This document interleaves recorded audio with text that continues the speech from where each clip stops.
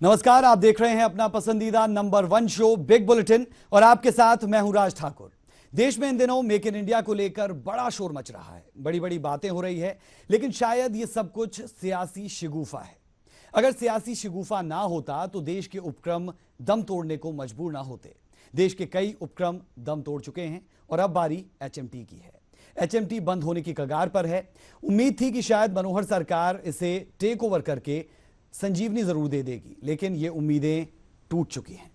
सवाल यही है कि जब देश की पुरानी और पॉपुलर कंपनी का वजूद मिटने जा रहा है तो हम मेक इन इंडिया की बात क्यों कर रहे हैं।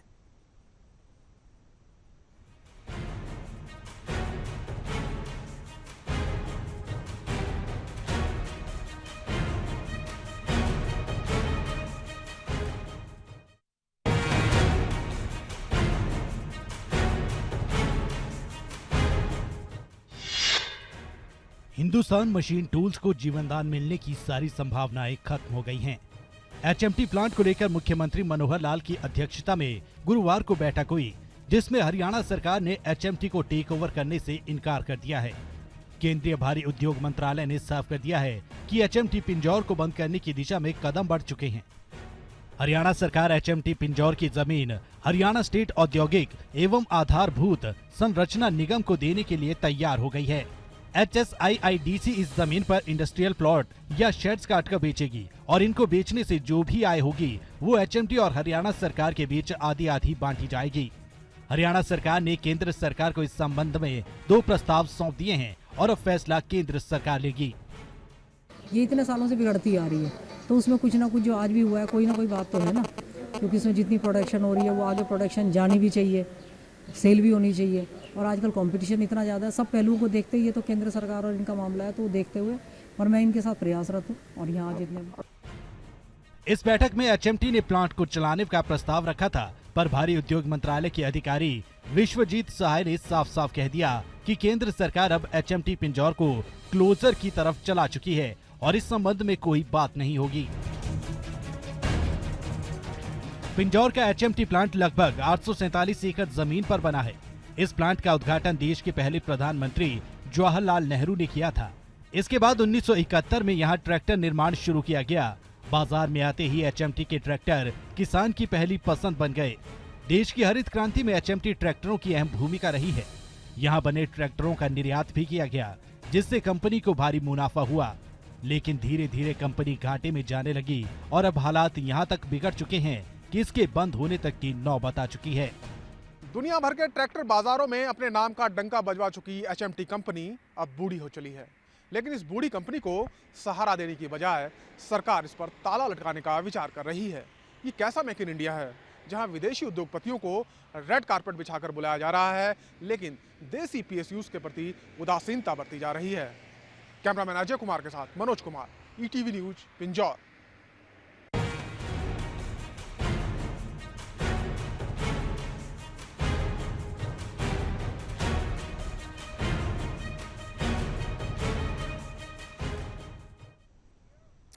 बिग बुलेटिन में आपने इस रिपोर्ट को देखा और साफ तौर पर हमने आपको समझाने की कोशिश की कि पूरा का पूरा मामला है क्या और अब एचएमटी कहां पर खड़ी है। एचएमटी बंद होने जा रही है और मनोहर सरकार के सिपहसालारों का दावा है कि सरकार कर्मचारियों को राहत देने को लेकर विचार कर रही है। विपक्ष ने एचएमटी बंद होने को लेकर सरकार पर निशाना साधा है। इस विषय में तो माननीय मुख्यमंत्री जी जैसा उस बारे में सोच रहे हैं और कर्मचारियों को कहीं ना कहीं उनको एडजस्ट करने का ये सरकार हमारी जो है ये काम कर रही है और इस पर विचार चल रहा है। कोई ना कोई ऑल्टरनेटिव वहाँ उनको रोजगार देने का सोचना चाहिए, किस प्रकार से उनको रोजगार मिल सकता है। कोई ना कोई ऑल्टरनेटिव वहाँ उनको रोजगार देने का सोचना चाहिए, किस प्रकार से उनको रोजगार मिल सकता है। हरियाणा के मुख्यमंत्री जी दूसरे प्रदेशों का तो ध्यान रखते रखते तो दूसरे देशों में भी जाने लग गए। पीछे जाके आए थे मुख्यमंत्री जी, 10,000 करोड़ का निवेश आएगा हरियाणा प्रदेश में, कोई आया? अब जा रहे हैं। एक गुड़गांव में प्रोग्राम चला हुआ है। जब गुड़गांव में प्रोग्राम चला हुआ, वेंडर लिस्ट आए हुए हैं, तो वहां उनको बुलाने जाने की कहाँ जरूरत है? जहां इन्विटेशन दे दिया तो क्या यहाँ आए नहीं? तो सरकारें जब जब बनती है, आम लोगों की बात होती है, रोजगार देने की बात की जाती है, लेकिन यहां पर रोजगार छिन रहा है। बिग बुलेटिन की बिग डिबेट की शुरुआत करते हैं। हमारे साथ वरिष्ठ पैनल है। हमारे साथ भाजपा की तरफ से भाजपा के प्रवक्ता विशाल सेठ है, रंजिता मेहता कांग्रेस की तरफ से हमारे साथ है। आप दोनों का बहुत बहुत स्वागत। प्रवीण अत्रे साहब है जो प्रवक्ता है इनेलो के, और महेंद्र सिंह जो अध्यक्ष है एचएमटी कर्मचारी संघ के, आपका भी बहुत बहुत स्वागत। और हमारे साथ गोविंद ठुकराल जी भी होंगे जो वरिष्ठ पत्रकार है। आप सबसे दरअसल समझने की कोशिश करेंगे, कहां पर लूप होल्स है वो जानने की कोशिश करेंगे। शुरुआत बीजेपी से करना चाहूंगा। विशाल सेठ जी, क्या हो रहा है? एक तरफ बात की जा रही है मेक इन इंडिया की, दूसरी तरफ एचएमटी पिंजौर का जो पूरा प्लांट है वो बंद होने वाला है, लगभग तय हो चुका है, और ऐसे में आपको निशाना क्यों ना बनाया जाए? देखिए, जहाँ तक की बात आप मेक इन इंडिया की बात कर रहे हैं, मेक इन इंडिया का ये अर्थ नहीं है कि जो लॉस मेकिंग यूनिट्स हैं, बहुत लंबे समय से लॉस मेकिंग यूनिट्स हैं, जो एक सिकनेस की कगार पर हैं, उन यूनिट्स को चलाया जाए। उन यूनिट्स को अगर बंद किया जाता है तो उस स्थान के ऊपर कोई उचित उद्योग लगेंगे, मेक इन इंडिया वाली बात को सफल किया जाएगा। उस मेक इन इंडिया के तहत वहां पर ऐसे उद्योग लगें जिससे लोगों को और अधिक रोजगार मिले। अभी 867 एकड़ जमीन के ऊपर लगभग 2000 कर्मी उसके अंदर हैं। 1444 चलो 1500 कर्मी हैं, किंतु उसके साथ जो हमारी एंसिलरी यूनिट्स थे वो भी आज बहुत समस्या के अंदर हैं।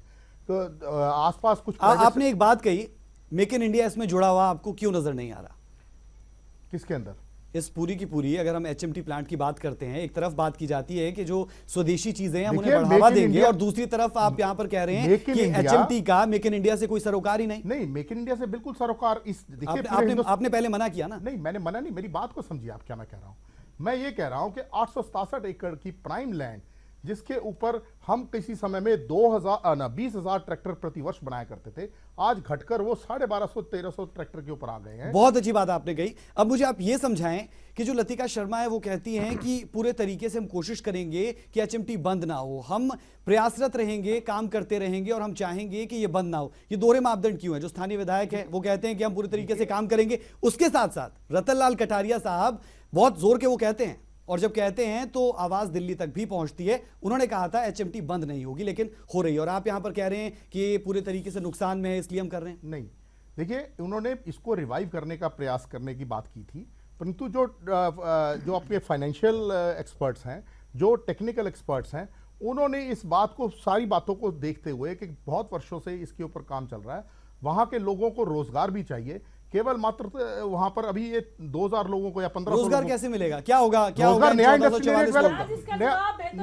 एरिया डेवलप हो रहा है। आ रहा हूं ऐसा नहीं है रंजिता जी, आ रहा हूं आपके पास, पूरा मौका मिलेगा। उस 867 एकड़ के ऊपर कोई भेड़ें नहीं चराई जाएंगी। उस 867 एकड़ के ऊपर एक अच्छा इंडस्ट्रियल ये सारे के सारे जो वहां कर्मचारी है सेठ साहब, ये उस दौरान क्या वहां पर लेबर के तौर पर काम करेंगे? उस दौरान इनका क्या होगा? जो ये लोग हैं, जो यहाँ के कर्मचारी हैं, इनकी अरे ठुकराल साहब, उनकी एक सेकंड जी, मैं अपनी बात कर। जी बिल्कुल, आप कहिए। इनके लिए लगभग 600 करोड़ रुपए का इनका रिहेबिलिटेशन का प्रोग्राम भी आएगा। इन कर्मचारियों को कहीं ना कहीं रिहेबिलिटेट किया जाएगा। चलिए, रिहेबिलिटेट किया जाएगा, बहुत अच्छी बात की। कितनी रिहेबिलिटेशन होती है वो आप भी जानते हैं विशाल सेठ जी। हमारे साथ महेंद्र सिंह जी जो अध्यक्ष है एचएमटी कर्मचारी संघ के, साहब ये कह रहे हैं आपको रिहेबिलिटेट किया जाएगा, जो रोजगार आपसे छीने जाएंगे उसके बराबर ना सही आसपास आप लोगों को इतनी सुविधाएं दी जाएगी कि भूखमरी नहीं होगी, यानी जो आपका रोजगार छिन रहा है वो गलत जिस तरीके से कहा जा रहा है वैसा कुछ होगा नहीं। क्या कहेंगे सर? सबसे पहले तो मैं ये कहना चाहूँगा कि जो एचएमटी पिंजौर के अंदर एक बहुत बड़ा प्लांट मशीन टूल और ट्रैक्टर के तौर पे लगाया गया था, इसने भारतवर्ष के अंदर पूरी इंडस्ट्री लगाने के लिए मशीन टूल ने और हरित क्रांति फैलाने के लिए ट्रैक्टर ने बहुत ज़्यादा देश के अंदर विदेशों के अंदर एचएमटी का नाम कमाया, और देश को मुख्यालय के माध्यम से बहुत ज़्यादा प्रॉफिट कमा के देश के सौंपा गया। लेकिन आज ग्लोबलाइजेशन के टाइम पे जिस प्रकार से कंपटीशन चला है, प्रतिस्पर्धा के दौर में टेक्नोलॉजी की थोड़ी कमी रहने की वजह से हमारी एचएमटी जो पिंजौर का यूनिट है उसमें कुछ पिछड़ापन आया। ठीक है, उस पर आएंगे आपके पास, लेकिन आप ये बताएं कि क्या रिहेबिलिटेशन की कोई बातें आपके साथ की जा रही है? क्या कुछ है वो, क्योंकि विशाल सेठ जी कह रहे हैं अभी इस प्रकार की कोई बातचीत हमारे सामने न आई है, और इस चीज से विशाल सेठ साहब, जो लोग भुक्तभोगी है वो कह रहे हैं उनके पास कोई बातें ही नहीं है, ये कहां पर ये बातें हुई ये भी बता दें।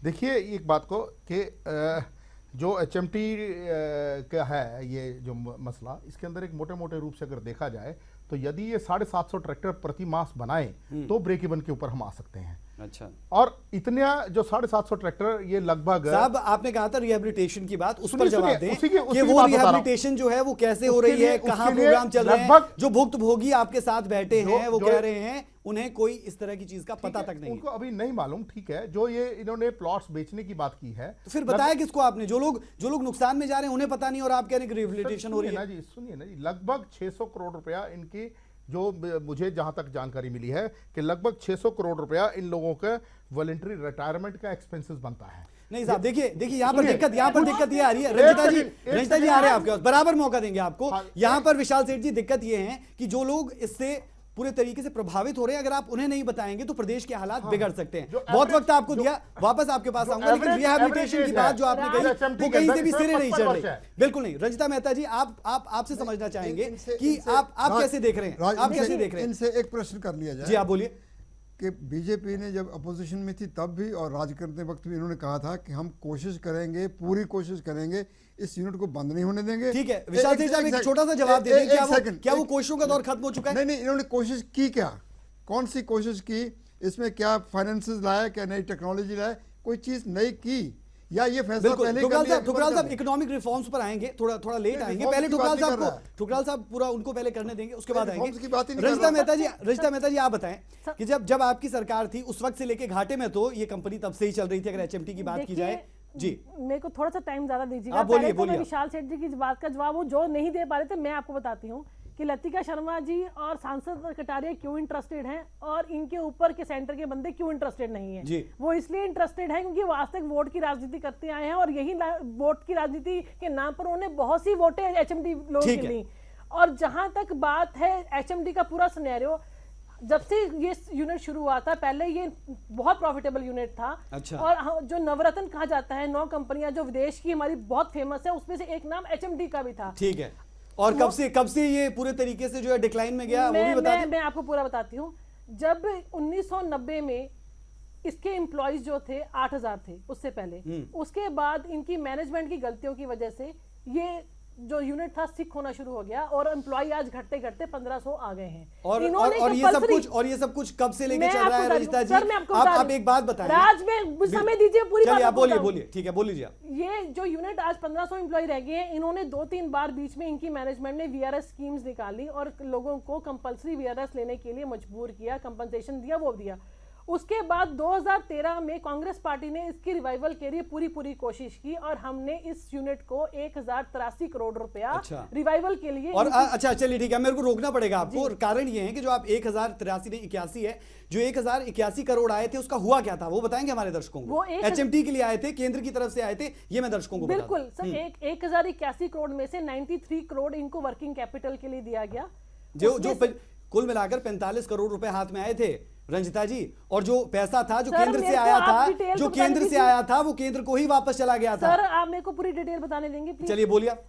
उसमें से अगर उसमें से हेरफेर होगा तो आप जो यहाँ के एचएमटी के बैठे हैं आपके पास, पूछेंगे हम, उनसे भी पूछ सकते हैं। 93 करोड़ के करीब इनको वर्किंग कैपिटल के रूप में दिया गया। 354 करोड़ के रूप जो पैसा था, जो बकाया सैलरीज थी और इनके लोगों को वीआरएस के पैसा मिलना था, उस रूप में दिया गया।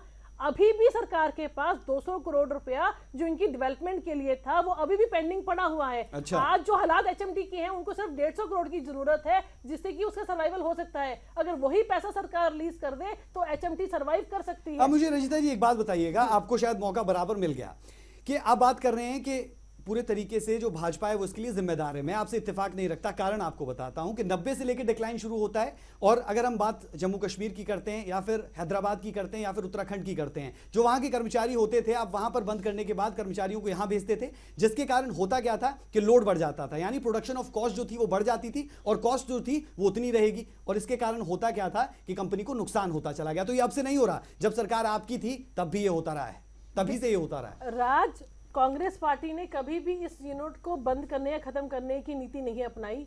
मोदी सरकार एक बार बताइए, आज कहते हैं हम मेक इन इंडिया को प्रमोट करना चाहते हैं, आज खट्टर सरकार और मोदी दोनों जो हैं वो विदेशों में जा रहे हैं लोगों को इनवाइट करने के लिए कि आप आइए यहाँ पे पैसा इन्वेस्ट कीजिए। सवाल ये यहाँ पर जो ऑलरेडी यूनिट है, आप अपनी मैनेज जो रुड़की IIT से IMT से जो लोग पास आउट होकर निकलते हैं, दिमाग वाले हैं, उनको आप इस चीज में तो लगा सकते हैं कि आप बताइए कि मैं कैसे इलेक्शन जीतूंगा। आप उनका दिमाग यहाँ यूज कराइए ना कि इस सिक यूनिट को कैसे ठीक किया जा सकता है। अगर आप वाकई ही इसका सर्वाइवल चाहते हैं? इंडियन ब्रेन जो है वो बाहर जाके सुजेशन देते हैं कि कैसे यूनिट को ठीक किया जा सकता है। सरकार इसको ठीक करने की बजाय इसको बंद करने की कोशिश। रंजिता जी शांत हो जाइए, गुस्सा मत करिए। आप एक बात बताइए, आपको ये नहीं लग रहा कि जो ये पूरी की पूरी एचएमटी कमजोर हुई, क्योंकि आपने खुद ही कहा कि बहुत पॉपुलर होती थी, बहुत पैसा कमाया, हर कोई मान रहा है, लेकिन 90 के बाद जो कारण रहे उसके लिए कांग्रेस पार्टी ही जिम्मेदार? बिल्कुल जिम्मेदार नहीं है। अच्छा, चलो हम बताते हैं। वो मैनेजमेंट के लोगों के गलत डिसीजन थे, इनोवेशन नहीं हुई, नई टेक्निक्स नहीं अपनाई। नई टेक्निक्स कैसे नहीं आई, उस पर भी मैं आपसे सवाल लूंगा रंजिता जी, लेकिन गोविंद ठुकराल साहब हमारे साथ हैं, उन्हें चर्चा में ले लेते हैं। ठुकराल साहब, कांग्रेस कह रही है कि हम पूरे तरीके से जिम्मेदार नहीं, लेकिन कमजोर तो उन्हीं के वक्त से लेके होते होते और अब ये जाकर यहां पर पड़ाव ये पहुंचा है जो सामने हम सबके। आपके 1990-91 से लिबरलाइजेशन शुरू हुई, बिल्कुल सही। उसी वक्त से ये जो पब्लिक सेक्टर है उसको एक चोट लगनी शुरू हो गई। ठीक है, जैसे आपने कहा ना, बाहर से वर्कर लाके यहाँ बोझ बढ़ा दिया।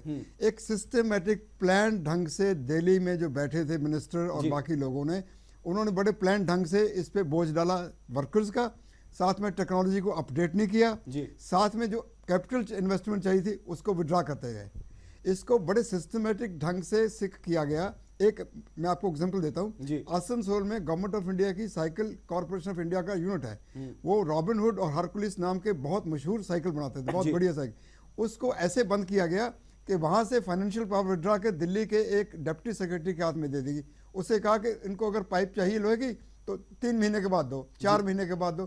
वो यूनिट सिक होकर खत्म हो गया, उसको उसकी जमीन को बेच दिया गया, खा पी गए लोग। इसी तरीके से इसको सिस्टमेटिकली सिक किया गया।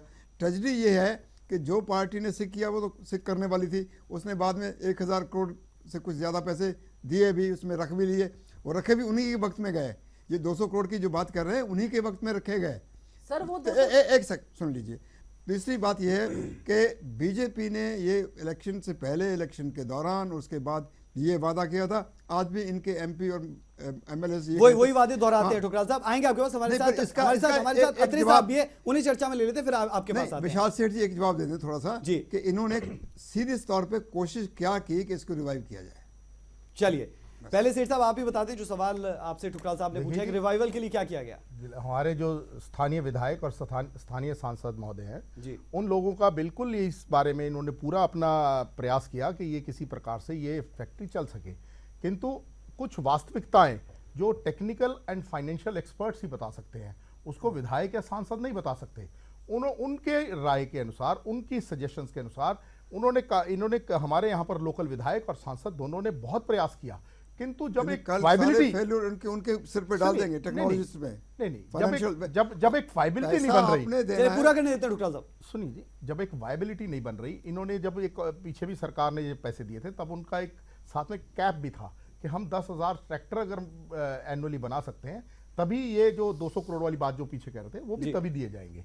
ठीक है, तो ये सब बातों को देखते हुए देखिए, इस समय मात्र जो हमारे 1500 लोगों को रोजगार, हम इसको वाइडर पर्सपेक्टिव में देखें तो 867 एकड़ जमीन के ऊपर हम अभी केवल वो विकल्पों की बात है, क्या कुछ किया जाता है, बिल्कुल नहीं, उस पर नहीं जाएंगे। पहले प्रवीण अत्री जी के पास जाएंगे। रंजिता मेहता जी आ रहे हैं आपके पास। प्रवीण अत्री साहब, दोनों पार्टियों को आपने सुन लिया, प्रवक्ता यहाँ पर बैठे हैं, क्या आप इत्तेफाक रखते हैं इनकी बातों से, और वाकई में जो रिहेबिलिटेशन की बातें की जा रही है उससे डाइजेस्ट होती है? देखिए राज, पहली चीज तो ये है कि दोनों पार्टियों के प्रवक्ताओं को मैं सुन रहा था और मुझे बड़े अजीब तर्क लग रहे थे। इस प्लांट की दुर्दशा और उसके बंद होने में दोनों अपनी जिम्मेवारी से भाग नहीं सकते जी। ठकुराल साहब ने इस प्लांट की दुर्दशा के जो कारण गिनवाए बिल्कुल सही है, और उनमें एक कारण और भी है, और वो एचएमटी के यूनियन प्रधान यहाँ बैठे हैं, वो बेहतर जानते होंगे। इस प्लांट के फंड ट्रांसफर होते थे बेंगलोर के अंदर, वो भी एक बहुत बड़ा कारण था। जो क्राइसिस इस प्लांट के अंदर पैदा हुआ वो पुअर मैनेजमेंट की वजह से हुआ। और पुअर मैनेजमेंट, देखिए रंजीता जी को एक बात तो समझ लेनी चाहिए कि जो भारतीय सरकार का भारी उद्योग मंत्रालय है उसके अंदर ये प्लांट आता है। सरकार अपनी जिम्मेदारी से नहीं बच सकती कि पुअर मैनेजमेंट हुई। पुअर मैनेजमेंट इस वजह से हुई कि सरकार की वजह, उसका कारण भी सरकार है, सरकार अपनी जिम्मेदारी से नहीं भाग सकती। कांग्रेस के सरकार के कार्यकाल के अंदर ये हालात पैदा हुए और आज ये हालात बन गए। दूसरी तरफ विशाल जी जो एक रिहेबिलिटेशन की बात कर रहे हैं, देखिए जबरन वीआरएस को आप रिहेबिलिटेशन का नाम नहीं दे सकते। बिल्कुल रिहेबिलिटेशन एक अलग चीज है, जबरन वीआरएस एक अलग चीज है। आप 600 करोड़ रुपए जो जबरन वीआरएस है उसको आप रिहेबिलिटेशन कैसे कह सकते हैं? और दूसरी बात जो विशाल सेठ जी बार बार कह रहे हैं कि साहब जो 800-850 एकड़ जमीन है, इसका मतलब कहीं ना कहीं सरकार की नजर उस जमीन पे है। देखिए ये केवल 1444 इंप्लॉइज के भविष्य की बात नहीं है, ये लगभग 10,000 से ज्यादा लोगों के भविष्य का सवाल है। परिवार जुड़े हैं। बिल्कुल परिवार जुड़े हुए हैं। आपने कहा परिवार जुड़े, और परिवारों में से एक हमारे साथ है महेंद्र सिंह जो अध्यक्ष है एचएमटी कर्मचारी संघ के। महेंद्र जी, हमारे दर्शक आपको देख रहे हैं, हरियाणा का आवाम आपको पूरे तरीके से टकटकी लगाए देख रहा होगा। आपके हालात क्या है? अगर परिवारों की बात करते हैं, वहां पर किस तरीके का माहौल है, क्या चीजें चल रही है जहन में, वो आप जरा बताएं। सर, एक जो ठुकराल साहब ने जो बात कही, मैं पूरी तरह से इनकी बात से सहमत हूँ। हमारी कंपनी 2001 तक लगातार प्रॉफिट में थी और सरकार को मुनाफा कमा के दिया है। हमारा हैदराबाद के अंदर लैंप डिवीजन बंद हुआ, जिसके 300 कर्मचारी पिंजौर के अंदर लाके रखे गए। उनका सैलरी का बर्डन, उनका मेडिकल का बर्डन, उनकी ग्रेजुटी का और उनका वीआरएस का जो पैसा था पिंजौर ने वहन किया। ऐसे ही जम्मू कश्मीर के अंदर एक यूनिट था, उसको बंद किया गया, उसके सारे कर्मचारी पिंजौर के अंदर आए। ऐसे ही रानीबाग के अंदर एक यूनिट था गढ़ियों का, उसमें से लाके भी यहाँ पे लोग रखे गए। और लगातार जैसे हमारे भाई साहब अत्रे जी ने बताया कि हमारे पैसे लगातार हेड ऑफिस में दूसरी कंपनियों को चलाने के लिए लगातार जाते रहे। ये मिसमैनेजमेंट की वजह से सब कुछ हुआ है। और आज जो बीजेपी के प्रवक्ता हैं उनसे मैं बिल्कुल भी सहमत नहीं हूं। चलिए ठीक है महेंद्र सिंह जी, आप सहमत नहीं है। सवाल मेरा आपसे ये भी था कि घरों में माहौल कैसा है, किस तरीके का माहौल है, वो हमारे दर्शकों के साथ साझा आप कर सकते हैं। सर, अब तक जिस प्रकार मैं महसूस कर रहा हूं, जैसे कि हमारे सेठ साहब ने जो प्लान दिया है, किसी भी कर्मचारी को अब तक ये नहीं पता कि हमारे साथ क्या होने वाला है। इवन देन आज भी जो हमारी एमएलए साहिबा हैं वो 3:30 बजे एचएमटी के अंदर आई थी। हमारे ऑफिसर एसोसिएशन और हमारी दोनों को मीटिंग ली है और उन्होंने आगे का प्रोसेस चलाने के लिए बड़ी बड़ी बातें हमारे साथ वादे किए। लेकिन इनकी बात सुनने के बाद मैं बड़ा अचरज, मेरे को हैरानी हो रही है कि बीजेपी किस प्रकार से एचएमटी को देख रही है। और एचएमटी जिस प्रकार से हिंदुस्तान के अंदर ये पब्लिक सेक्टर लगाया गया था, इस इलाके के साथ साथ हरियाणा के अंदर भी इतना पुराना पब्लिक सेक्टर जिसका नाम पूरे हिंदुस्तान के अंदर रहा है, और आज जिस प्रकार की दुर्दशा के अंदर ये जा रहा है। और बीजेपी के जो साथी जिस प्रकार से प्रवक्ता जी कह रहे हैं कि प्लाट काट के ये उद्योग स्थापित किए जाएंगे, एक लगे लगाए इतने बड़े उद्योग के जो 2000 करोड़ रुपए में भी नहीं लगता, उसको बर्बाद करके अगर यहाँ यूनिट लगाने की ये बात प्रयास कर रहे हैं, ये भी एक और सियासी शिगुफाही नजर आएगा। एक छोटे से ब्रेक के लिए मुझे रुकना पड़ेगा, आप सबके पास वापस आऊंगा और उसके बाद पूरे तरीके से चर्चा को आगे बढ़ाएंगे। मिसमैनेजमेंट एक बड़ा कारण कहा जाता है, क्या वो बीजेपी की तरफ से इस वक्त किया जा रहा है? दूसरी बात जो रिहेबिलिटेशन की बात है, क्या वो पूरे तरीके से हो पाएगी? लेकिन पता ही नहीं है, अगर आपने मैसेज ही नहीं दिया तो फिर कैसे होगा? एक छोटा सा ब्रेक और ब्रेक के बाद चर्चा इसी पर।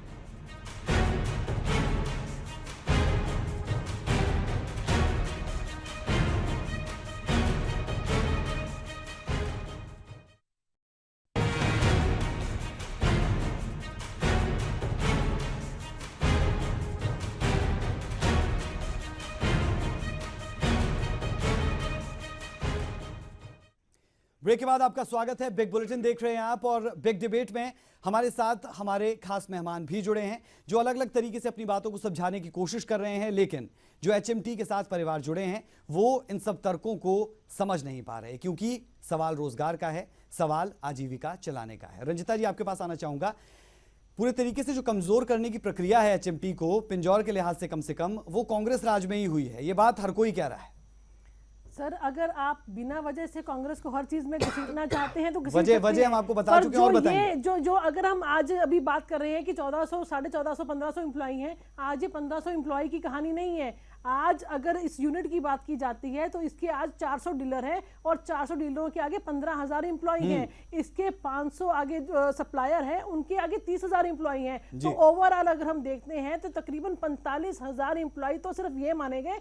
बाकी जो एचएमटी के एम्प्लॉइज है तो तकरीबन 1 लाख लोग इससे अफेक्ट होंगे अगर इस यूनिट को बंद किया जाता है। तो मैं ये कहना चाहती हूँ, जैसे पहले भी भाजपा की और लड़पा जी सरकार आई थी, इन्होंने बहुत अच्छा यूनिट सूरजपुर में एसीसी का चल रहा था, उसको भी इन्होंने बंद करने का काम किया था और उसके 2000 से ऊपर एम्प्लॉय उस टाइम बेरोजगार हो गए थे। वही काम अभी दोबारा करने जा रहे हैं। उसके बाद क्या होता है कि बड़े बड़े बिल्डरों को जमीन देखी जाती है और वो मुनाफा कमाया जाता है। चलिए ठीक है, आप कुल मिलाकर जमीन है एक और आरोप लगा रहे हैं और आरोपों की कतार बढ़ा रहे हैं। लेकिन मुद्दे पर ही रहेंगे कि जिस मुद्दे की आज बात हो रही है वो इसलिए ज्यादा इंपॉर्टेंट हो जाता है क्योंकि एचएमटी एक ऐसा नाम जब जहन में पूरे के पूरे एचएमटी का नाम आता है तो एक चीज जरूर जहन में आती है कि छोटे छोटे उद्योगों को जिस तरीके से बिल्ड कर उन्हें एक जगह पर ले जाया गया, बनाया गया, और उसके बाद अगर उसका ये हाल हो जाए तो क्या होगा।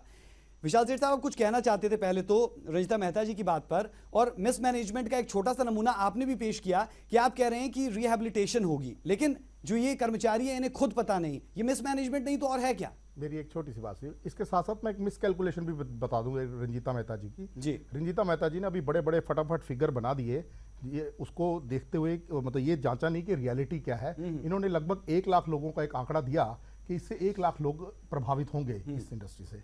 मैं इनको रंजीता मेहता जी को ये बात बताना चाहता हूँ कि ये इंडस्ट्री एचएमटी पूरे महीने में 100 ट्रैक्टर बनाती है, और 100 ट्रैक्टर की जो कीमत है, जो सेल प्राइस है, वो 5 करोड़ रुपए बनती है, लगभग 5 लाख रुपए का ट्रैक्टर अगर हम एक माने मार्केट के अंदर।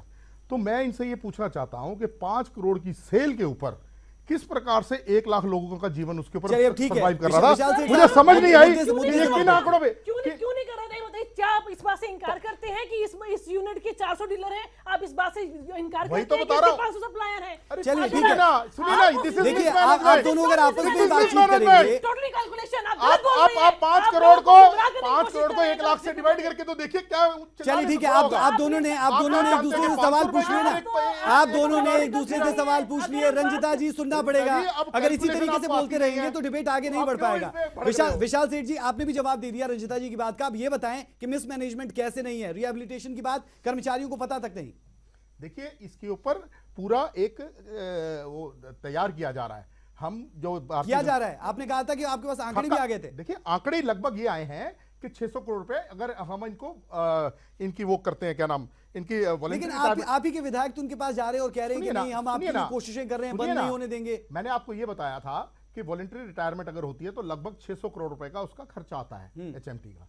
तो उसको इन लोगों को कैसे स्थापित किया जा सकता है। एचएमटी का इस समय average age of an employee is around 55 years, 55 वर्ष की आयु लगभग एवरेज एज है। ठीक है, जो लोग रिटायरमेंट के नजदीक है उनको वो वीआरएस ले सकते हैं। ठीक है, जो लोग जिनका अभी बहुत कैरियर पड़ा है, उनकी रिहेबिलिटेशन के बारे में सरकार कोई प्लान बना रही है। अच्छा, कुछ ना कुछ इनको सोचा जाएगा, इनको इस प्रकार से छोड़ा नहीं, मझधार में नहीं छोड़ा जाएगा। मझधार में नहीं छोड़ा जाएगा। बहुत सुकून मिला होगा आपकी बात सुनकर इनको। आपको मैं बता दूं एक आंकड़ा कि जो 70% कर्मचारी है एचएमटी के, उनकी उम्र 50 से ज्यादा है, और जो 30% लोग बचते हैं उनका क्या होगा। और उसके साथ साथ जो ये 70% का आंकड़ा है, ये भी अपने आप में चिंता की लकीरें जरूर बढ़ाता है। ठुकराल साहब, एचएमटी है क्या, वो हमारे दर्शकों को थोड़ा बताएं ताकि पूरे तरीके से समझ पाए कि चर्चा इतने गहनता से हो क्यों रही है इस पर। देखिए, एम्प्लॉइज की क्या बनेगा वो चिंता का विषय है, हमें ध्यान देना चाहिए, हम ध्यान दे रहे हैं, उस पर डिस्कशन कर रहे हैं।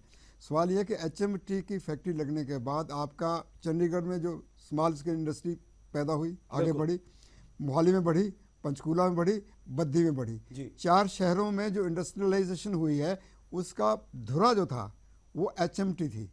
कोई पार्ट्स बनाते थे, कोई कुछ बनाते थे। इसके बाद ये एचएमटी की मशीनें और ट्रैक्टर बेचने के लिए सारे हिंदुस्तान में, ग्रीन रेवोल्यूशन में कितना बड़ा रोल है इसका। सही कह रहे हैं आप, ये देखिए ना, अब इसमें क्या है कि ट्रैक्टर की हमें आज ज़रूरत है, हमें मशीन टूल की ज़रूरत है। जब ज़रूरत है तो हमारे पास इतनी बड़ी फैक्ट्री है जहाँ वर्कर्स बैठे हुए हैं, हम कुछ पैसे डाल के कुछ करके आगे ले आए। अब विशाल जी ने कह दिया बड़े आराम से कि पॉलिटिकली तो हमें ठीक है, लेकिन हमें एक्सपर्ट्स ने बता दिया कि नहीं चलेगा। एक्सपर्ट्स ने क्या बताया कि ट्रैक्टर की सेल की मार्केट नहीं है, ट्रैक्टर बिक नहीं सकता, एचएमटी बना नहीं सकती। ये क्या, ये लॉजिक क्या है, मुझे समझ में नहीं आ रहा कि आप सीधे जंप कर रहे हैं रिहेबिलिटेशन पे। रिहेबिलिटेशन तो अपने आप हो जाएगा जब वर्कर्स को काम ही मिल जाएगा, वहाँ ट्रैक्टर ज़्यादा बनने शुरू हो जाएंगे। क्या वहाँ ट्रैक्टर ज़्यादा नहीं बन सकते? ठीक है, क्या ठीक है, सवाल यही है कि क्या वहां पर ट्रैक्टर ज्यादा नहीं बन सकते। इसका जवाब शायद हमें महेंद्र सिंह जी से बेहतर कोई नहीं देगा। महेंद्र सिंह जी, क्या आप लोग ट्रैक्टर ज्यादा नहीं बना सकते? जो रिहैबिलिटेशन की बात की जा रही है वो हो ही ना, एचएमटी बच जाए और आप लोगों का जो रोजगार है वो बचा रहे, एचएमटी एक एग्जाम्पल है वो बना रहे। सर, जो संसाधन है या सामान का प्रबंधन करना है वो हेड ऑफिस की मैनेजमेंट ने और पिंजौर की मैनेजमेंट ने सरकार के द्वारा करना है। आज भी हमारी 10,000 से ज़्यादा ट्रैक्टर बनाने की कैपेसिटी है और मार्केट के अंदर आज 5-6 लाख की ट्रैक्टर की मार्केट हर साल की है। उसमें हमारे 10,000 ट्रैक्टर बिल्कुल बढ़िया बिक सकते हैं। दूसरा, मैं एक चीज़ और क्लियर कट ये बताना चाहूँगा आप लोगों को कि आज जितनी भी ट्रैक्टर इंडस्ट्री है उनका जो मार्केट में प्राइस है वो HMT करके ही कंट्रोल है। ये एक सरकारी कारखाना है, सबसे कीमत हमारे ट्रैक्टर की है, सबसे कम डीजल हमारा ट्रैक्टर खाता है और पूरी हार्स पावर जो है हमारा ट्रैक्टर बहुत बढ़िया देता है, जबकि दूसरे ट्रैक्टर बताते कुछ हैं, लिखते कुछ हैं। और आज जिस प्रकार से मैंने पहले भी मिसमैनेजमेंट के बारे में बात की, आज पूरी की पूरी दुर्दशा हो रही है वो मिसमैनेजमेंट की वजह से हो रही है। और आज जिस प्रकार से हमारे जो प्रवक्ता जी अलग अलग भिन्न भिन्न अपने तर्क दे रहे हैं, मैं बिल्कुल ये कहना चाहूंगा कि जो ये 700-800 एकड़ जमीन की जो बात की जा रही है, खाली जमीन पड़ी है, इसके अंदर इंडस्ट्री लगाएं, जो मर्जी ये डेवलप कर सकते हैं, लेकिन हमारा जो यूनिट लगा हुआ है वो और हमारी टाउनशिप को छोड़ के बाकी जमीन में आप जो मर्जी इसको विकसित कीजिए, लेकिन एक लगी लगाई इंडस्ट्री को उजाड़ के आप कोई आगे भविष्य देख रहे हैं तो ये हमारे बिल्कुल भी गले नहीं उतर रही है। और जब से ये समाचार हमारे सामने आया, हमारे पूरे बच्चों का, परिवार का बिल्कुल बुरा हाल हो चुका है। बिल्कुल परिवारों का बुरा हाल हो चुका है और जो रोटी है वो गले से नीचे जाना अपने आप में मुश्किल हो जाता है जब आपको पता चलता है कि आपका रोजगार छिनने वाला है। अत्रे साहब, आपने सबको सुना, बड़ी शालीनता से, बहुत बहुत शुक्रिया आपका। उदासीन रवैया है या नहीं वो भी आप हमें बताएं और उसके साथ साथ ये बताएं कि HMT पूरे तरीके से निशाना क्यों बनती दिख रही है यहाँ पर। देखिए राज, सबसे पहली बात तो ये है कि भारतीय जनता पार्टी के प्रवक्ता रिहेबिलिटेशन के ऊपर जिस तरह के तर्क दे रहे हैं ना, बड़े अजीब से लगते हैं। आप रिहेबिलिटेशन की बात करते हैं, कोई ब्लूप्रिंट आप लेके नहीं आए, आपने यूनिट बंद करने की बात अनाउंस कर दी, लेकिन आपने रिहेबिलिटेशन के ऊपर कोई ब्लूप्रिंट दिया है? कोई ब्लूप्रिंट नहीं दिया। अभी भी आप ये बात कर रहे हैं कि हम इस पे सोच रहे हैं, हम विचार करेंगे वगैरह वगैरह, जो बड़ा अजीब सी बात है। दूसरी बात, जहां तक सिक यूनिट का जिक्र कर रहे थे सेठ साहब कि सिक यूनिट है, तो क्या सिक यूनिट सर्वाइव नहीं करते? क्या आप में इतनी काबिलियत नहीं है कि एक सिक यूनिट को आप सर्वाइव करवा सके? इसका मतलब आपके अंदर मैनेजमेंट स्किल नहीं है और आप हजारों लोगों के भविष्य के साथ खिलवाड़ करने पे उतारू हो गए। टेक्नोलॉजी का बहुत मेजर इशू है। आप मेक इन इंडिया की बात करते हैं, आप रोजगार देने का वायदा करते हैं और अपने नारे और अपने वायदे दोनों की खिल्ली उड़ा रहे हैं। अब आप रोजगार छीन रहे हैं और मेक इन इंडिया तो दूर दूर तक नजर नहीं आ रहा कि आप एक यूनिट को बंद करने पे उतारू है। और जहां तक बात है कि जी साहब प्रोडक्शन कॉस्ट बार बार जिक्र कर रहे हैं साहब, ट्रैक्टर कम बनते हैं, कॉस्ट इतनी आती है। इनको ये भी जान लेना चाहिए कि जो प्राइवेट कंपनी हिंदुस्तान में ट्रैक्टर्स बना रही हैं वो इंडियन मार्केट के अलावा एक्सपोर्ट भी कर रही हैं। आपके अंदर इतनी काबिलियत तो होनी चाहिए। अब बाहर से इन्वेस्टर्स को कॉल करते हैं, उनको क्या दिखाएंगे कि साहब हम अपना यूनिट बंद कर रहे हैं। अब जब आप ये चीज उनको एग्जांपल देंगे और फिर उसके बाद आप उम्मीद करते हैं कि यहाँ पे आके इन्वेस्टर इन्वेस्ट करेगा, सीधा सीधा प्रदेश की जनता के साथ और खास तौर पे HMT के जो एम्प्लॉइज हैं उनके भविष्य के साथ ये सीधा सीधा खिलवाड़ कर रहे हैं। बिल्कुल, हर कोई यही कह रहा है कि खिलवाड़ हो रहा है और खास तौर पर कर्मचारियों के साथ। लेकिन ठुकराल साहब, जो एक एग्जाम्पल सेट करने की हम बात कर रहे हैं वो यहां पर नहीं दिख रहा। और दूसरी बात कि और जगहों पर किस तरीके का इंप्रेशन जाएगा कि अगर HMT जैसी कंपनी बंद हो सकती है तो हाल है क्या। हम बार बार बात करते हैं विदेशों से निवेश लाने की हम कोशिश करते हैं, लेकिन अगर हम देसी चीज की हाल देखते हैं तो क्या है? देखिए, विशाल जी का थोड़ा सा बिजनेस से काफ़ी तजर्बा है जी, और अगर बिजनेसमैन की तरह सोचें कि इनका अपना ये यूनिट है, ऐसे लगा हुआ है, 2000 करोड़ पे लगा हुआ है और ऐसा यूनिट बन नहीं सकता, हमारे पास ज़मीन पड़ी है, खाली पड़ी है, HMT की ज़मीन खाली पड़ी है, आप उसको बेच के, उसके शेयर बेच के वो पैसा इधर लगा लीजिए जी। कोई भी अगर कोई बिजनेसमैन हो, किसी बिजनेस हाउस का, किसी धनाढ़ हाउस का ये यूनिट लगा हो तो वो कैसे करेगा, क्या करेगा? बंद करके पैसे देके 600 करोड़ दिया और बाय बाय करके निकल जाएगा? कहाँ जाएगा वो? बिल्कुल सही। वो कहाँ जाएगा, क्या करेगा? उसको उस तरीके से सोचे, बिजनेस के तौर पे सोचें, इसको इस तरीके से सोचें कि HMT एक नाम है, अच्छा ट्रैक्टर बनाते हैं, सस्ता ट्रैक्टर बनाते हैं, किसानों की पसंद है और बहुत नाम कमाया, बहुत पैसा कमाया। वो पैसा तो कहीं और खाए गए, इधर उधर चले गए, अब पैसा वापस कर दीजिए। जो कमाया था, जो HMT ने पैसा कमाया था वो पैसा HMT को दे दीजिए, उसका 20% दे दीजिए। जो पैसा कमाया था वो आप वापस कर दीजिए, 20% दे दीजिए। रंजिता मेहता जी, आपके समय में भी मुश्किलें तो जरूर आती होंगी, लेकिन आपकी तरफ से इस तरीके का कदम नहीं उठाया गया। अगर ब्लंट कदम कहें तो गलत नहीं होगा, लेकिन भाजपा को यह करने की जरूरत पड़ गई। राज, अगर हम इसको रिहेबिलिटेशन की बात कर रहे हैं तो मैं इस चैनल के माध्यम से सुझाव दे सकती हूँ कि इसको कैसे बचाया जा सकता है। मैं कोई टेक्निकल नहीं हूँ, पर एक आम आदमी को भी समझ में आता है। आज जो 850 करोड़ की ज़मीन है, इसकी मार्केट वैल्यू 15,000 करोड़ है, जिसके ऊपर सरकार की नज़र है। आज जो इनकी मशीनरी खड़ी है उसकी 5,000 करोड़ की वैल्यू है, जिसके ऊपर सरकार की नज़र खड़ी है। तो उस 20,000 करोड़ की से नज़र अगर हटाकर जो इनकी एक्चुअल यूज लैंड है वो 400-450 एकड़ के करीब है। 400 एकड़ ज़मीन अभी भी खाली पड़ी है। जो ये ज़मीन है बिल्कुल रेलवे लाइन के साथ है, यहाँ पे कोई रेल कोच फैक्ट्री है, कुछ भी नई चीज़ लाकर इसका मुनाफा जो है वो HMT के साथ शेयर किया जा सकता है और उसको रिहेबिलिट किया जा सकता है, उसको बचाया जा सकता है। ठीक है। और अगर हम बात करते हैं रेवेन्यू की, हरियाणा को per month sales tax excise duty, चलिए वो बहुत कुछ मिलता है। बिजली ठीक के है, बिल के नाम पर 50 करोड़ रुपया पर मंथ का लॉस शुरू हो जाएगा अगर एचएमटी आज बंद। चलिए ठीक है, विशाल सेठ साहब मैं एक बात कहना चाहूंगा। चलिए आप कह लीजिए। देखिए रंजीता जी ने जो सुझाव दिया है जी, कोई शक नहीं है, अगर मैनेजमेंट के हिसाब से बात करें सुझाव तो विचारणीय है, लेकिन सवाल ये उठ जाता है कि जब इनकी सरकार थी इन्होंने क्यों नहीं इंप्लीमेंट किया इसे। बिल्कुल, क्योंकि उस वक्त वो केंद्र से आया, वो केंद्र से आया, केंद्र को चला गया, वो केंद्र से आया, केंद्र को चला गया। रंजिता जी केंद्र से आया था, केंद्र को ही चला गया था। आपने पैसा जो आप बार बार कह रहे हो, इस जमीन पे नजर पहले भी थी, अब भी है जमीन पे। एग्जैक्टली बेसिक ये उस वक्त बच गए क्योंकि प्रेशर बहुत बड़ा। चलिए तो कुल मिलाकर ठुकराल साहब भाजपा एक कदम आगे है कांग्रेस से, और अगर नहीं है विशाल सेठ साहब तो कैसे नहीं है, क्योंकि बार बार ये कहा जा रहा है कि आपकी नजर बड़ी प्रॉपर्टी पर है, 15,000 करोड़ बहुत होता है। देखिए जी, ये कोई प्रॉपर्टी किसी की निजी प्रॉपर्टी नहीं बन जाएगी इससे, वो सब पहली बात। देखिए ये जो बार बार मेक इन इंडिया की बात करते हैं, इनको एक बात को ये बताना, ये पता नहीं क्यों ये बात समझ नहीं रहे हैं कि 850 यहाँ बैठा कोई भी शख्स आपकी बात नहीं समझ पा रहा। 60 नहीं, ऐसी बात नहीं है। 850 एकड़ जमीन के अंदर यदि आप एम्प्लॉयमेंट जनरेट करना चाहो तो आप 50,000 लोगों के लिए एम्प्लॉयमेंट जनरेट की जा सकती है। बहुत बढ़िया। सुनिए, क्वेश्चन वही आता है, अगर आप करना चाहो, आप चाहते नहीं हो, जब एक लॉजिक की बात होती है तब आप चिल्लाना शुरू करते हो ताकि आपने बात खुद अपनी बोला। करना पाए कोई। देखिए सेठ साहब आपने खुद बोला। चलिए विशाल सेठ साहब को पूरा करने देते हैं। विशाल सेठ आप बोलिए। मतलब वो जब बोले लगते तो बोलिए मुद्दे पर आते हैं। तो आप इसके अंदर अगर एचएमटी के अंदर जिस प्रकार से रंजीता मेहता जी ने कहा कि रेल कोच फैक्ट्री, इसको भी एक्सप्लोर किया गया था, इनको नहीं मालूम।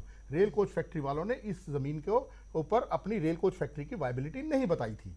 दूसरा कुछ ना कुछ लगाने का बिल्कुल इसके ऊपर प्रयास है। इसके अंदर मैं आपको दावे के साथ कह सकता हूं कि केंद्र सरकार जो हमारे एम्प्लॉइज हैं एचएमटी के, इनकी रिहेबिलिटेशन के बारे में बिल्कुल पूरी तरह से सीरियस है। इन लोगों के आपने दरअसल नई खबर दी है। हम अपने दर्शकों को बता दें कि एचएमटी की रिहेबिलिटेशन जो प्लान है वो भी यहाँ पर चल रहा है। एक छोटे से ब्रेक के लिए हमें रुकना पड़ेगा, क्योंकि ये सब के सब अपनी बातें रखना चाहते हैं, लेकिन सवाल ये उठता है कि जो बड़ी बड़ी बातें की जा रही है, दावे किए जा रहे थे, मेक इन इंडिया के नारे दिए जा रहे थे, वो सब कुछ हवाई नहीं तो और क्या अगर एचएमटी ही बंद हो जाए। एक छोटा सा ब्रेक।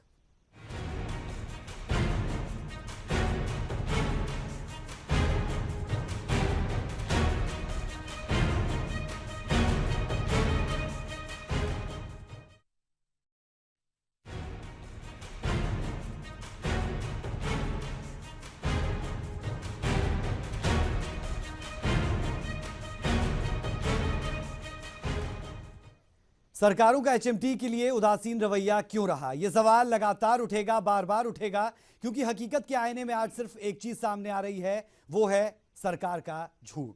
बार बार यही कहा जा रहा है कि वादे कुछ किए जाते हैं, बातें कुछ की जाती है और तस्वीर कुछ और ही होती है। महेंद्र सिंह जो अध्यक्ष एचएमटी कर्मचारी संघ के, वो हमारे साथ है।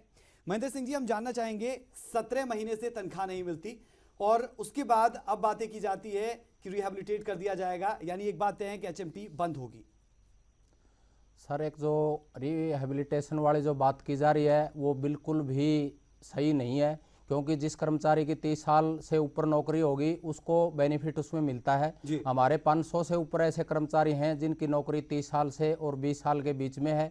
उनको उसका 50% भी बेनिफिट वीआरएस का नहीं मिलेगा, और इस कंपनी का अगर बंद होने का डिसीजन होता है तो वो हर प्रकार से बर्बाद हो जाएंगे, क्योंकि आज उनकी एज जो है, बच्चों की शादी, एजुकेशन की, इस प्रकार से लोग घिरे हुए। पिछले 17 महीने से वेतन नहीं मिला, हर प्रकार के अपने गहने बेच के, अपना सामान गिरवी रख के अपनी रोजी रोटी चलाने का प्रयास किया जा रहा है। अगर आज सरकार उदासीन रवैया अपना के हमारे भविष्य के साथ खिलवाड़ करती है तो बड़ी दिक्कत और परेशानी होगी। दूसरी तरफ मैं ये ध्यान दिलाना चाहूँगा कि औरंगाबाद के अंदर हमारा एक एचएमटी का छोटा सा यूनिट है जो 2004 में उसको क्लोजर करने का डिसीजन ले लिया गया था, लेकिन आज भी उसको रिवाइव करके 20 करोड़ का रिवाइवल पैकेज दिया है और दोबारा से उसको चालू किया गया है, क्योंकि वो हमारे उद्योग मंत्री जी के इलाके में पड़ता है। और ऐसे ही फर्टिलाइजर के बहुत सी ऐसी कंपनियां जिसमें 50,000 करोड़ का जो अपना रिवाइवल पैकेज दे के उनको चलाया जा रहा है। हमारी फैक्ट्री मात्र 200-300 करोड़ रुपए का अगर रिवाइवल पैकेज दे के इस फैक्ट्री को चलाना चाहें तो इस फैक्ट्री में बहुत ज़्यादा लोगों को उम्मीदें बन सकती है। और हमारी नरेंद्र मोदी जी से और हमारे खट्टर साहब से, मुख्यमंत्री हरियाणा से बहुत ज़्यादा उम्मीदें हैं हमारे कर्मचारियों को कि ऊपर और नीचे दोनों जगह, केंद्र में और नीचे हरियाणा में भाजपा की सरकार है और वो हमारे साथ कोई भी बुरा अन्याय नहीं होने देंगे। और आज भी हमें भरोसा है, हालांकि हमें यहाँ सुनने में मिला है कि हमारे को टोटली बंद किया जा रहा है, लेकिन आज भी मैं इस उम्मीद के साथ बैठा हूँ कि हमारे भविष्य के साथ कोई खिलवाड़ नहीं होगा। बिल्कुल, लेकिन वो वादे कितने सच्चे हैं कितने झूठे हैं वो इस चर्चा में साबित हो ही चुका है। विशाल सेठ साहब, 17 महीने से तनख्वाह ना मिले, 2-2 दिवालियां निकल जाए और त्योहारों का देश भारत, त्योहार आते रहें जाते रहें लेकिन जेब में फूटी कौड़ी नहीं, क्या होगा? मानवीय आधार पर सोचकर देखिए जरा। देखिए, पीछे 7 महीने का वेतन इनको दिया गया। कांग्रेस के वक्त की बात नहीं, पर नहीं जाएंगे। नहीं, अभी 17 बीजेपी महीने ने से दिया। बीते 17 महीने से इन्हें कुछ नहीं मिला। सुनिए, मैं बिल्कुल इस बात से बिल्कुल सहमत हूं कि अगर हमने 7 महीने का दे भी दिया, किंतु जो अगर वो पीछे पेंडिंग है वो पेंडिंग नहीं रहना चाहिए। वो एक व्यक्ति को, एक सैलरीड क्लास के आदमी को अपना, उनके सबके खर्चे नियमित पूरे बंधे होते हैं महीने के। नहीं, सरकार को सब पता है जी, ऐसा नहीं है, किंतु इनकी मैनेजमेंट। सेठ साहब को एक मिनट देते हैं, बोलिए जी। कुछ मैनेजमेंट प्रॉब्लम्स हैं डेफिनेटली। इस बात के लिए हमारे सांसद महोदय इस समय जरा एक टूर पे गए हुए हैं अपने इसके ऊपर, कोई सरकार का एक कोई शेड्यूल कास्ट के उसके ऊपर कोई, वो छोड़िए आप तो वो अभी 2-3 दिन में आने वाले हैं। वो उनके साथ आज बात मैं आज भी करूंगा, उनको लेकर के दोबारा गीते जी के पास एक बार जाकर एक बार हम गुहार लगाएंगे, इन लोगों को ले जाकर पूरा प्रयास करेंगे कि या तो इस फैक्ट्री को बंद ना किया जाए, नहीं तो इन सब लोगों के रोजगार का कुछ ना कुछ वायदा इन सबको देकर इनको रोजगार इनको दिया जाए। आपने विशाल सेठ साहब जिस तरीके से कहा ना कि हम लोग गुहार लगाएंगे, आपकी भी यहां पर बेचारगी नजर आ रही है। क्या वाकई में भाजपा जो है वो बेचारगी की सूरत पर पहुंच चुकी है कि सरकार चाहकर भी कुछ नहीं कर सकती? अगर ये सूरत है तो ये भी बता दें। देखिए, 1-to-1 जो इनका मैन टू मैन कांटेक्ट होता है, इन लोगों के साथ हम बहुत देर से जुड़े हुए हैं, इन लोगों के को जानते हैं। इन लोगों की वास्तविक समस्या, जिसका रोजगार छूट जाए, उसके लिए तो बहुत बड़ी समस्या है ही है, इसमें कोई दो राय नहीं है। उनके साथ कोई मतलब जब आप एक आदमी की का एक सुनना और एक उसको फील करना, उसके 1-to-1 उसके साथ बैठकर उसको महसूस करना, बहुत अंतर होता है इन बातों के अंदर। बातों की पुलिंदे बुनने के अलावा क्या वाकई में सरकार कुछ करेगी साहब? सरकार, देखिए, मैं इस बात को आपको बिल्कुल वादा देता हूं कि सरकार इनके साथ कोई धोखा या कोई इस प्रकार की बात नहीं होने देगी। इन लोगों को या तो कहीं स्थापित किया जाएगा या इन लोगों के लिए जीवन के अंदर कोई कठिनाई ना रहे, इस प्रकार की सुनिश्चित करेगी। बहुत बढ़िया आपने कहा। ठुकराल साहब, आप चलिए, आप बोल लीजिए इनके जवाब। शेठ साहब ने जब इनकी बकाया से तनख्वाह की बात हो रही थी, शेठ साहब बोले कि उसमें कुछ मैनेजमेंट प्रॉब्लम है। जी, बड़ी हैरानी की बात है, मैनेजमेंट आपकी, सरकार आपकी, तो प्रॉब्लम कहाँ है? सवाल तो यही है, हट फिर का सवाल यही उठता है कि जो मैनेजमेंट मिसमैनेजमेंट में तब्दील हुई है, क्या वो मैनेजमेंट वापस पटरी पर आ पाएगी या फिर इस मिसमैनेजमेंट के बल पर जो है वो एचएमटी दम तोड़ देगी? ठुकराल साहब, क्या लगता है, कुछ उम्मीद है यहाँ पर या फिर अब कुछ नहीं हो सकता जिस तरीके से सरकार के नुमाइंदे बोल रहे हैं? इनका, विशाल साहब जानते हैं, इनकी सरकार का दिल्ली में ये पॉलिटिकल डिसीजन है इस यूनिट को बंद करने का। मैनेजमेंट की बहानेबाजी है, मैनेजमेंट को ठीक किया जा सकता है। तो मोदी साहब किस मर्ज की दवा हैं? वो इतने बड़े वादे कर रहे हैं, इतनी बड़ी बातें कर रहे हैं, इतना कुछ करने की कोशिश कर रहे हैं, तो किस चीज़ की दवा है वो? अगर इसको यूनिट को सिक डिक्लेयर करके ख़त्म कर दिया जाएगा, रिहेबिलिटेशन तो एक छोटा सा हिस्सा है। सवाल है कि एक पब्लिक सेक्टर का एक बहुत नामी ग्रामी जगह को बंद करके आप उस पर क्या बनाएंगे? कौन सी इंडस्ट्री आ जाएगी? कौन से यूनिट आ जाएंगे यहाँ पे? ठीक है, रेलवे ने मना कर दिया, हम नहीं आएंगे। ठीक है, तो कौन आएगा? के बाद चलते हैं। रंजिता जी, 17 महीनों से घर में ये समझिए कि चूल्हा ना के बराबर ही जला है और जो रोटी खाते भी है वो खाना भी मुश्किल हो जाता है, कहीं ना कहीं बेहद मुश्किल रहता है। और आप समझ भी पाएंगे क्योंकि आपकी भी सरकार रही, उस वक्त की भी तनख्वाह नहीं मिली थी, 7 महीने की तनख्वाह आप लोगों ने भी दी। ऐसे हालात पैदा क्यों हो जाते हैं? क्यों हम इतने कमजोर हो जाते हैं कि हम अपने कर्मचारियों को तनख्वाह तक टाइम पर नहीं दे सकते? बंद होने की बातें तो आप छोड़ ही दीजिए। देखिए, मैंने आपको पहले भी बताया था कि पहले भी इनकी जो बकाया तनख्वाह थी काफी सालों की, बकाया हुई क्यों, आप वो भी बता दीजिए ना। वो मैं कह रही हूँ, यूनिट जो मैनेजमेंट की कमी की वजह से, जो आप भी मान रहे हैं आपकी सरकार में भी मिसमैनेजमेंट थी। सर, मैं आपको बता रही हूँ कि जो ऑलरेडी लोग नियत। सर, अब ठकुराल जी प्लीज मुझे मौका दीजिए, लास्ट समय है। अब जब लोगों की वीआरएस और जो सैलरी का पैसा था वो हमने काफी हद तक उसको पूरा करने की कोशिश की। अब तो कहते हैं हाथी निकल गया, सिर्फ पूंछ रह गई है। अगर इच्छा शक्ति हो, अगर इनकी सरकार चाहे तो इस यूनिट को आराम से सर्वाइव किया जा सकता है। मैं आपसे रंजिता जी एक सवाल कर रहा हूं, आप ही से कर रहा हूं, आप ही बोलिएगा ना। आपसे सवाल मेरा ये है कि आप ये मान रहे हैं कि आपके वक्त में भी मिसमैनेजमेंट थी और उसी की वजह से आपको 7-7 महीने की जो सैलरी है वो बाद में देनी पड़ी जब आप सरकार से जा चुके थे? देखिए, मिसमैनेजमेंट इनकी उसके लेवल पे थी, सरकार से की तरफ से मिसमैनेजमेंट नहीं। अच्छा, वो कैसे, वो समझाया जरा। मैं आपको ये बता रही हूँ कि अगर ये चाहें तो आप आज भी इनके पास ट्रैक्टर की एडवांस पेमेंट्स लोगों की आई हुई हैं, लोग इनसे ट्रैक्टर चाहते हैं, पर पार्ट्स की कमी की वजह से, स्पेयर पार्ट्स की कमी की वजह से प्रोडक्शन पूरी नहीं कर पा रहे। बिल्कुल नहीं। इस जवाब से इत्तेफाक शायद कोई रख नहीं पाएगा रंजिता जी। तो कुल मिलाकर बात वहीं पर आकर ठहरती है कि सरकार मौजूदा हो या फिर बीती हुई सरकार, सबकी तरफ से कुछ न कुछ कमियां जरूर रही है। अत्रे साहब आप ही के पास आ रहा हूं, एक बात बताएं, पंजाब, हरियाणा, हिमाचल, दिल्ली और जो आसपास के इलाके हैं, क्या वहां पर ट्रैक्टर का उपयोग करना बंद हो जाएंगे लोग? एचएमटी पूरे तरीके से बंद होती, क्या होगा उन लोगों का? देखिए, हास्य बस सी बात है, बिल्कुल किसान को ट्रैक्टर की जरूरत हमेशा से है सही। और जरूरत हमेशा से रहेगी। और लोकल मार्केट के अलावा इंटरनेशनल मार्केट है, ट्रैक्टर एक्सपोर्ट होता है हिंदुस्तान से बहुत देशों में, अफ्रीकन कंट्रीज के अंदर ट्रैक्टर जाता है, या एशियन कंट्रीज बहुत है, ट्रैक्टर जाता है, एचएमटी एक्सपोर्ट हुआ है। और सबसे जो हैरानी की बात, मैं आज पहले भी कह रहा था, जैसे महेंद्र जी ने बताया, औरंगाबाद का यूनिट सर्वाइव, उसको रिहैबिलिटेट किया जाता है, उसको दोबारा से चलाया जाता है सिक यूनिट को, उसके फंड्स देके। तो इस यूनिट को क्यों नहीं? सही कह रहे हैं, क्या कसूर है, क्यों नहीं ऐसा? ठीक है। महेंद्र सिंह जी हमारे साथ है, जो अध्यक्ष है एचएमटी कर्मचारी संघ के। उनसे हमने सूरत हाल जानने की कोशिश की है कि कर्मचारी इस वक्त किस हालात में है। महेंद्र सिंह जी, 17 महीने से तनख्वाह नहीं मिली, माहौल कैसा है वो आप बताएं, और क्या आपको लग रहा है सरकार ये रही हो या पिछली रही हो, क्या कमियां रही है? उदासीन रवैया? सर, जो सैलरी पेंडिंग है और जिस प्रकार का जीवन यापन हमारा चल रहा है वो किसी से छुपा हुआ नहीं है, हर प्रकार से। और जो 50 के आसपास है चली जाती है, हर प्रकार के खर्चे कर्मचारी के कंधों पे होते हैं, तो बहुत ज़्यादा परेशानी में है। मैं एक छोटा सा सुझाव अगर सरकार को पसंद आए तो ये ज़रूर देना चाहूँगा। आज भी स्किल डेवलपमेंट के तौर पे जगह जगह पूरा प्रयास किया जा रहा है। हमारी फैक्ट्री के अंदर सीएनसी मशीनें, दूसरी बहुत सी ऐसी मशीनें, हमारा ट्रेनिंग सेंटर लगातार यहाँ ट्रेनिंग लोगों को देता रहा है। आज भी स्किल डेवलपमेंट के तौर पे इसको चलाया जाए तो पंजाब, हरियाणा और हिमाचल के बहुत से जो ऐसे बेरोजगार हैं उनको रोजगार के लिए प्रोफेशनल कोर्स करवा के आज उनको तैयार किया जा सकता है। और बहुत से सरकार ने ऐसे बजट रखे हैं, करोड़ों हजारों करोड़ हैं, चाहे वो स्किल इंडिया के नाम से हैं, चाहे दूसरे उसमें। हमारे ट्रैक्टर को चाहे कम मात्रा में बन के दूसरी चीज़ों में अगर मदद दे के कर्मचारियों के भविष्य बचाना चाहे सरकार तो बचा सकती है, इसमें कोई बड़ी बात नहीं है। चलिए, बहुत बहुत शुक्रिया आप सबका। वक्त की कमी है, वक्त खत्म हो चुका है, आप सबके सब हमारे साथ जुड़े, बहुत बहुत शुक्रिया आपका। लेकिन सवाल कुछ यूं छूट जाते हैं कि आप सबके सब अगर सोचें, अगर सैलरी 31 तारीख को ना आए और 1 तारीख तक वो दिन चला जाए तो आप सबके जहन में क्या आता है? आपको लगता है कि वाकई में पहाड़ आप पर टूट पड़ा है। लेकिन जरा सोचिएगा कि एचएमटी कर्मचारियों को 17 महीने से तनख्वाह नहीं मिली, घर कैसे चल रहा है, बच्चे की पढ़ाई के लिए पेंसिल किताबें कहां से आ रही है, कैसे आ रही है, ये सवाल सरकार को सोचने पड़ेंगे। मानवता के आधार पर भी सोचिए और अपनी सरकार को आने वाले दिनों में किस तरीके से आप एक इमेज छोड़कर जाएंगे उस पर भी जरूर छोड़िएगा। हमारी इस खास चर्चा में आज के लिए इतना ही, बिग बुलेटिन में भी के लिए इतना ही। इजाजत दें, नमस्कार।